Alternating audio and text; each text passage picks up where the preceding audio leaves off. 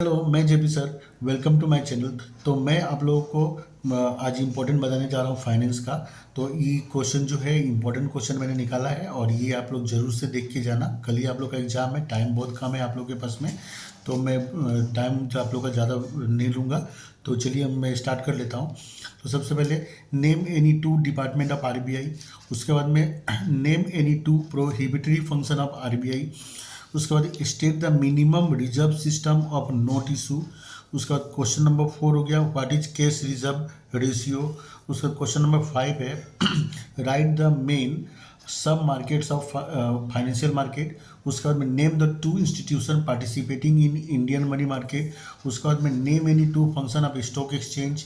उसके बाद में mention any two distinguish features of capital market. Capital market का दो फीचर बताना है हम लोग को। उसके बाद में what is debit card and credit card. उसके बाद में write two features of mutual fund. और उसके बाद नंबर 11 है write two objectives of NABARD. तो ये 11 क्वेश्चन है जो 2 मार्क्स के लिए इंपॉर्टेंट है। 2 मार्क्स का कम से कम 5 क्वेश्चन एग्जाम में आता है। तो ये 11 क्वेश्चन आप लोग कर लेंगे तो इससे आप लोगों का काम बन जाएगा। उसके बाद में नेक्स्ट 3 मार्क्स का क्वेश्चन है राइट 3 ऑब्जेक्टिव ऑफ IFCI। उसके बाद में राइट 3 फंक्शंस ऑफ नाबार्ड। उसके बाद में what is cash reserve ratio, mention its significance.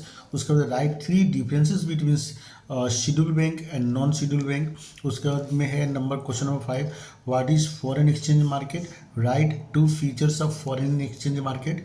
उसके बाद में give 3 objectives of money market. उसके बाद में give 3 differences between current account and saving deposit account. उसके बाद में क्वेश्चन नंबर 8 है mention 3 advantages of E banking services. Question number 9 हो गया discuss the different methods of note issue of central bank.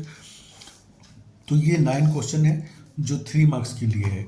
उसके बाद में हम लोग बात करते हैं क्वेश्चन जो 8 मार्क्स का। कम 4 क्वेश्चन आता है एग्जाम में लिखने, 4 क्वेश्चन आता है जिसमें से आप लोग को 3 लिखना है। तो ये मैंने यहाँ पे टोटल 6 क्वेश्चन मैंने निकाला है 8 मार्क्स का। और इसमें से मैं उम्मीद करता हूँ कि 3 क्वेश्चन जरूर से आ जाएगा। तो इसको आप लोग जरूर से पढ़ के जाना। पहला discuss the function of Reserve Bank of India as a banker for government and commercial bank.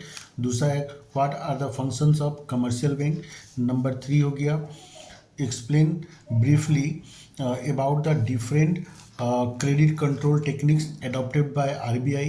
Next हो गया define money market, discuss 5 characteristics of money market. उसके बाद में what is foreign exchange market, what are its features. उसके बाद में what is financial market, what are the different types of financial market. तो ये 6 क्वेश्चन 8 मार्क्स का है। तो ये क्वेश्चन जो मैंने इंपॉर्टेंट दिया आप लोग जरूर से देख के जाना। और आप लोग को जो भी अपना से इंपॉर्टेंट लगता है उसको तो पढ़ के जाना ही है। और ये क्वेश्चन आप लोग जरूर से पढ़ के जाना। तो मैंने 2 मार्क्स का इंपॉर्टेंट क्वेश्चन दिया है, 3 मार्क्स का दिया है और 8 मार्क्स का दिया है। 5 मार्क्स का भी मैंने 2-3 निकाला है, मैं वो भी बता देता हूँ आप लोग को एक बार। What are the development function of RBI.